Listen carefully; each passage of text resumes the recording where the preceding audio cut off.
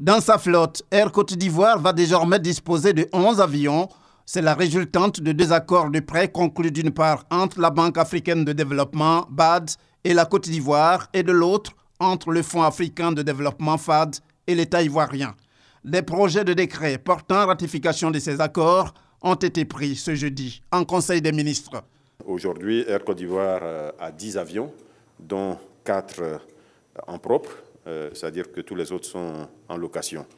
À l'issue donc de ce projet de financement, Air Côte d'Ivoire possédera 9 avions, donc aura en propriété 9 avions et 2 en leasing, donc aura en tout 11 avions. Donc une flotte suffisante pour aller vers l'objectif de rentabilisation de cette compagnie. Ce programme a également pour objectif de promouvoir l'intégration sous-régionale à travers le développement du secteur de l'aviation, aussi bien en Côte d'Ivoire qu'au niveau sous-régional. Il permettra de renforcer les capacités de desserte d'Air Côte d'Ivoire par l'acquisition de 5 aéronefs, de favoriser l'investissement dans le secteur privé et de stimuler corrélativement la création d'emplois et le développement du tourisme. Autres informations importantes rendues publiques au cours de ce conseil, il s'agit de l'insertion de plus de 3000 jeunes dans le secteur avicole en vue de la lutte contre le chômage et l'intégration d'agents journaliers à la fonction publique par voie de concours exceptionnel.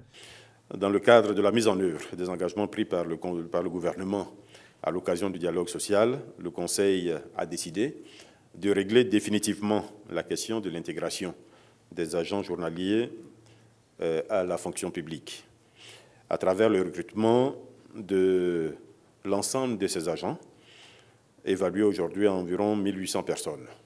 Il sera ainsi procédé à l'organisation de 2 concours exceptionnels. Le premier, pour le recrutement de 900 agents, aura lieu avant la fin de cette année 2017. Et le deuxième concours, pour là aussi le recrutement de 900 agents, sera organisé en 2018. Au titre du ministère de la Promotion de la Jeunesse, de l'Emploi des Jeunes et du Service civique, le Conseil a adopté une communication relative au projet d'insertion de 3300 jeunes dans le secteur avicole. Ce projet vise principalement la promotion de l'entrepreneuriat des jeunes, vise également la professionnalisation du secteur avicole et vise la lutte contre le chômage des jeunes et l'insécurité alimentaire.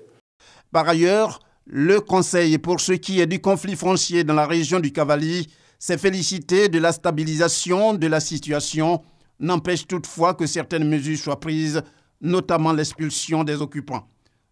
Ce que nous pouvons juste ajouter, c'est les démarches qui ont été effectuées donc, depuis le début de ce conflit, et notamment l'accentuation des actions de conciliation, de sensibilisation, actions conduites par les autorités administratives, les élus, cadres des régions concernées, donc du Guémont, du Cavali et du Grand Centre. Le gouvernement, pour sa part, a dépêché sur place plusieurs missions en vue d'apporter assistance aux victimes à travers la distribution de dons en vivres et en non-vivres. Le Conseil a tenu à réaffirmer le fait que la forêt du Gwendébé reste une forêt classée et demeure donc la propriété de l'État de Côte d'Ivoire. Et qu'à ce jour, il n'est pas prévu de plan de déclassement de cette forêt. Une fois cela dit, le Conseil arrête les mesures suivantes, dont le coût a été évalué à environ 1 milliard de francs CFA. Il s'agit de l'expulsion des occupants des emprises de toutes les forêts classées de notre pays, spécialement celle du Gwendébé. Il s'agit de la mise en œuvre immédiate, avec le concours de l'ONG IDH, d'une opération d'identification et de recensement des occupants de la forêt classée de Gwendébé, avec la levée des occupations.